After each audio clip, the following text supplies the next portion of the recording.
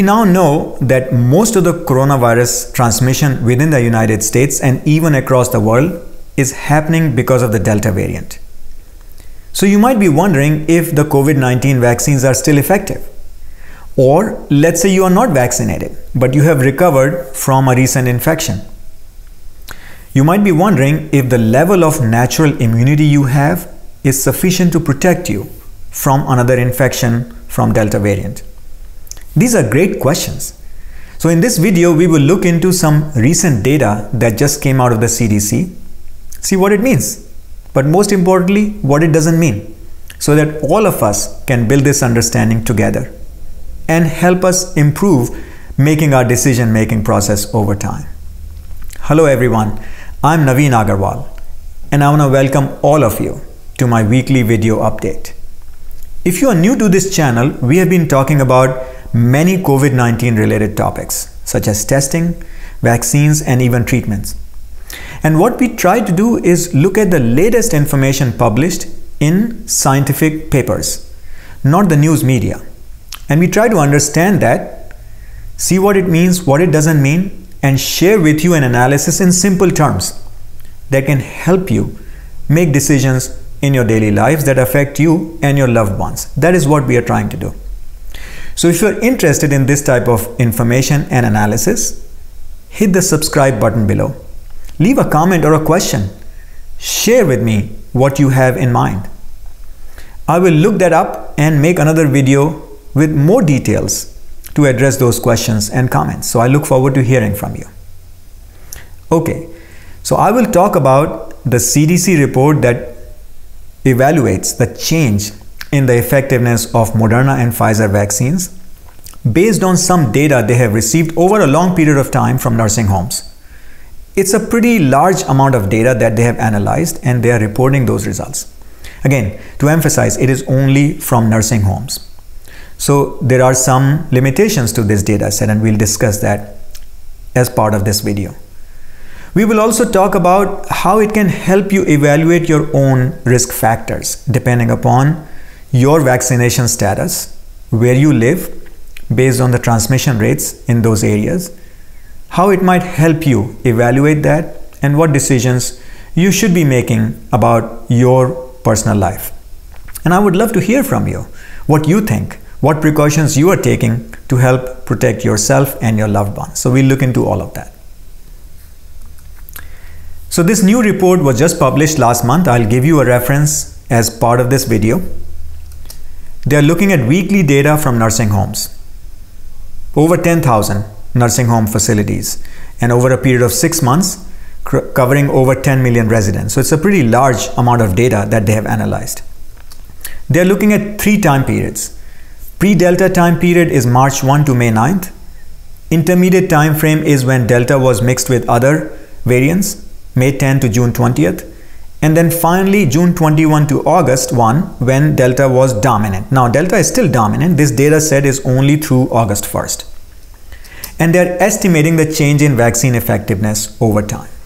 So this is the reference that I will give you as part of this video. So let's see what the data tells us. They are reporting overall results of vaccine effectiveness that they have calculated based on this data for Moderna and Pfizer vaccines. A quick note about how they calculate vaccine effectiveness. So they look at the rate of infection among vaccinated people, and they divide that by the rate of infection among unvaccinated people. Subtract that from 1 and multiply that by 100. So if the number is 50%, it means that the rate among vaccinated people was only half as much as the rate among unvaccinated people. Bottom line is, if you are vaccinated, you are half as likely to be infected as an unvaccinated person if the number is 50%. Higher the number, the better it is. So let's see what they are finding. Pre-Delta period, they are finding about 74.7% for Moderna and 74.2% for Pfizer. Pretty much the same. The numbers in the parentheses are 95% confidence interval, meaning the actual number may be anywhere in this range.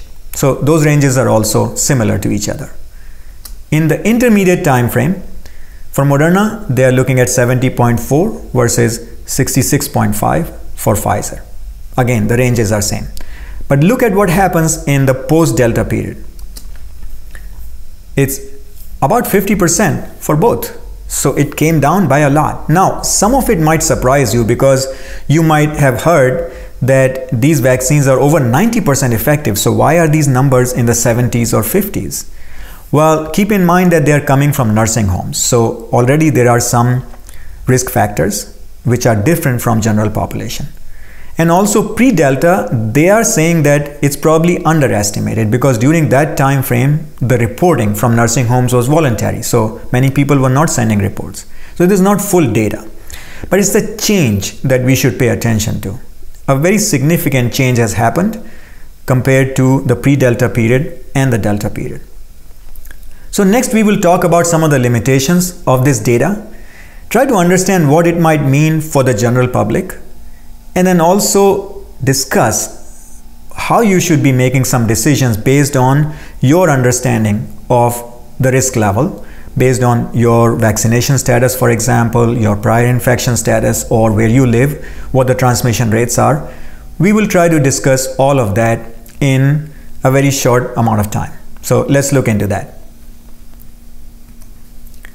First, let's talk about the limitations. The first limitation I already talked about as potential underreporting in the pre-Delta time period.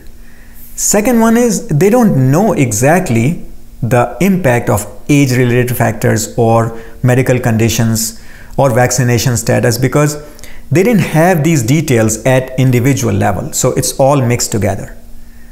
Third, it covers a long period of time, and we know that 5 to 6 months after vaccination, the antibody levels are expected to go down. And as it is a high risk group, so their antibody levels even after vaccination may not be high enough. So that is also a confounding factor. And they don't know the vaccination status of the staff. So that could also be a limitation for this particular data set. Now, I said that it comes from the nursing homes, right? We already know they have some risk factors, potentially age-related risk factors or medical conditions.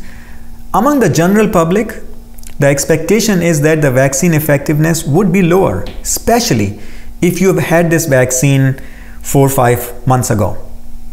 And that's why for certain people, certain age groups or certain risk factors, Pfizer-BioNTech vaccine will now be offered as a booster shot.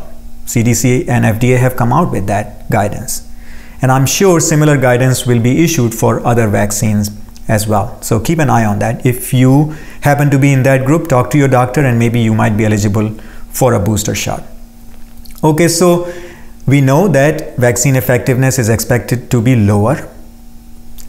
By same analysis, even if you have recovered from a prior infection, your level of immunity, whatever you want to call it, would not be as protective unless you probably got sick because of Delta. Maybe that might give you a little bit more protection, but we don't know those questions for sure. And I'm sure new research will come out that will maybe help us understand that a little bit better.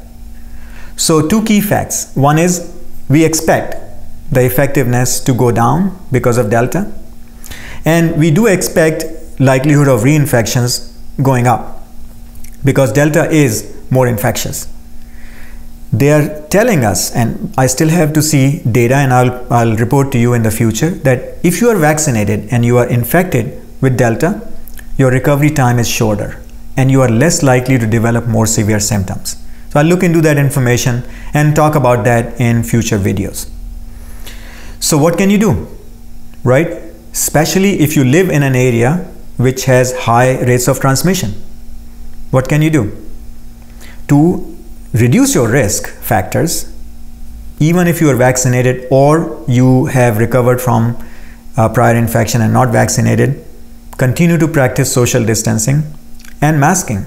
Those are the 2 simple things you can do to reduce the exposure level, especially if you live in an area where the transmission rates are high and the rates of vaccination are low. Remember, vaccination will reduce the rate of infection because that's where vaccination effectiveness comes into play. Compared to unvaccinated people, we do expect vaccinated people to be less likely to be infected. So we can break this chains of transmission through vaccination. But there are many areas where the vaccination rates are not high. And if you happen to be in that area, you should practice social distancing and masking. Continue to do so even though you are vaccinated, because your rate of infection or chance of infection might be higher than the general population. I hope this is useful, but I would love to hear from you. What questions or comments you have? Have you come across other information that either supports this analysis or doesn't support this analysis? I would love to hear from you. Leave a comment below. Engage with me directly if that is what you would prefer. But I do want to hear from you. I look forward to that, and I want to wish all of you a very safe time, even in this situation where we are still struggling with COVID-19. And look, we are nearly at the end of 2021. So hopefully things will get better soon. Please continue to come back. Let me know what's on your mind. And all of you, please take care.